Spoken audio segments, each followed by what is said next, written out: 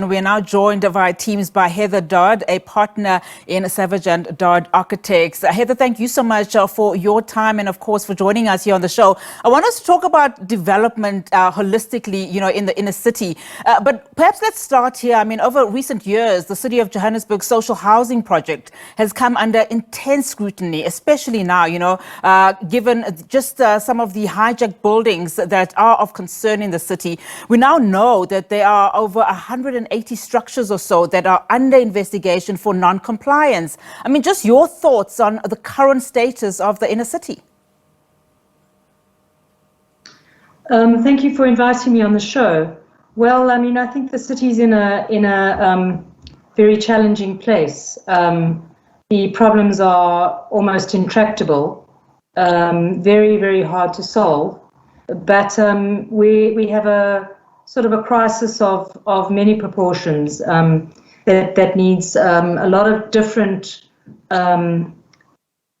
strategies put in place to try and move forward on it.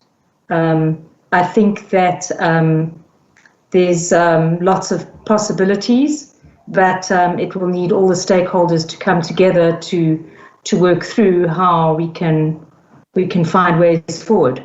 And let's talk about those possibilities. I mean, the City of Johannesburg at one point was thriving. There were also a number of plans on the go. What's the importance, do you think, in terms of partnerships, of a private-public partnership, just in addressing some of these housing problems that we're seeing, some even calling it a housing crisis in the inner city? Yes, well, I think over the past 10 to 15 years, the private sector has provided thousands and thousands of affordable housing units. Yet, in a lot of cases, they don't reach deep down into the lowest levels of affordability. And that can only really be done in partnership with the city and the state. Where I think some of the failures has been the city's failure to support, in terms of the urban environment, services and so on, the inner city itself and the work that's been done by the private sector. I think projects take too long to come about, particularly in relation to the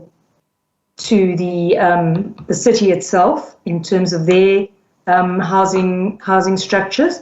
And I think that with the layers that have to be overcome, the firstly at a local level and then provincial level, I think that there needs to be far more collaboration to try and get projects off the ground. I think that some of the structures that are put in place, especially the budgeting structures, are just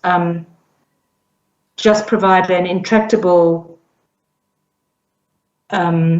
mess of trying to work through them. You just can't get projects off the ground within the budgeting constraints and the time in which projects take to get approved in the city.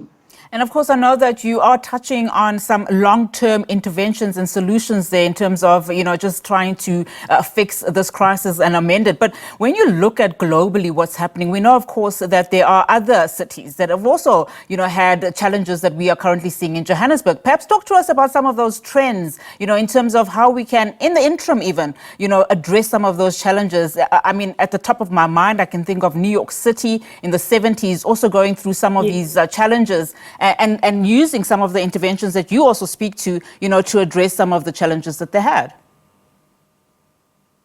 Well, New York's a very important and a very interesting case because New York right now is in the throes of a big housing crisis, as are many large American cities and all the big cities of the world, where affordability and the amount of housing provided is just not correlating.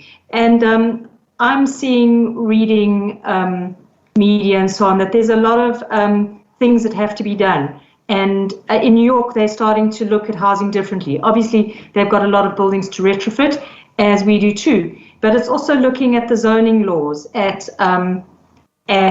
different ways of living in the city. For instance, New York is starting to think about co-living now, rooms with with shared facilities as a means of providing low-income housing options. And that's something that they haven't looked at for many, many years. And in some cases, that means that you have to look at the zoning laws and the rules a little bit differently in order to facilitate that.